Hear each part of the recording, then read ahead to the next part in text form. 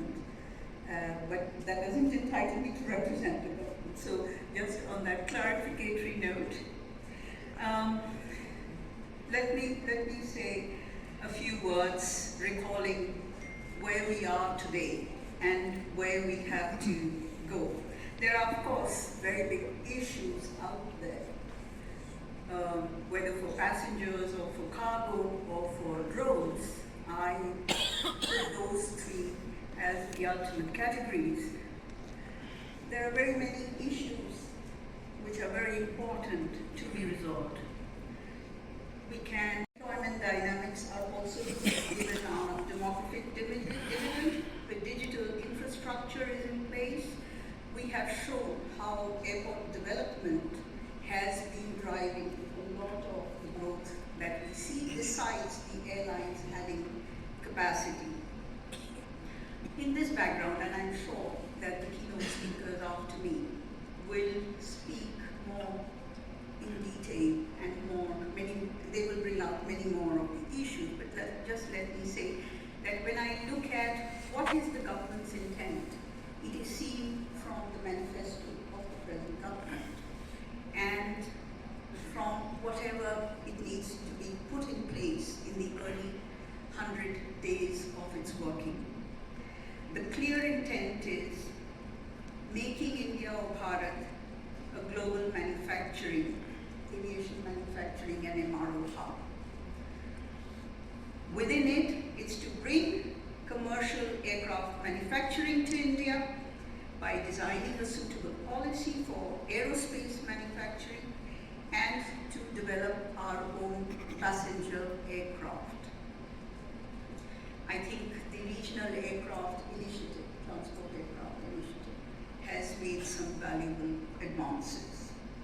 The second is to strengthen the civil aviation ecosystem by encouraging MRO activities and also the financial and leasing activities for aircraft. In this background, I would pose 4 vital few for this conference to ponder on. The first, it's already identified for discussion, is the aircraft aftermarket and the MRO. Here again, we use the same words.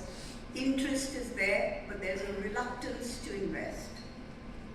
Why reluctance? I was looking at the HHI, the Herfindahl-Hirschman Index for competitiveness of the Indian ecosystem for aftermarkets, the parts and components, as well as for the services sector. And I found that from a level of higher than 5,000 in 2017, despite COVID, we have come down to less than 1,500.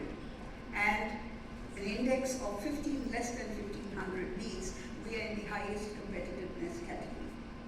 So the competitiveness has increased, and that should bode well for all the users of the components and parts segment that are manufactured in India. You have a number of companies which have also come up. Let's look at another aspect of the aftermarket, which is we overcame the challenges pre-COVID and during COVID very resiliently. And the growth in the aftermarket and MRO services has been astonishingly good, showing sustained recovery and revival. Now, what are the other pluses that I see? The demand for MRO services has been increasing because the aircraft capacity has increased phenomenally. The expansion of the overall commercial aviation system or sector is there. There is an enhanced focus on aircraft safety and performance.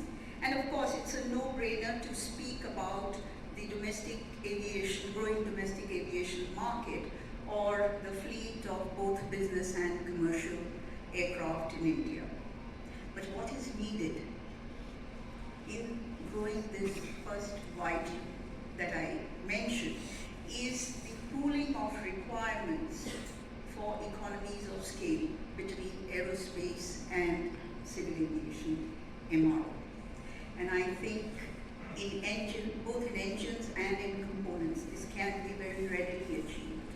to good effect for the sector.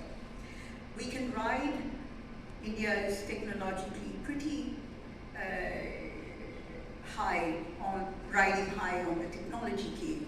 So whether it's predictive maintenance or it's condition-based monitoring, I think we can ride that wave also to the advantage of the sector. We have already demonstrated a parting out capacity.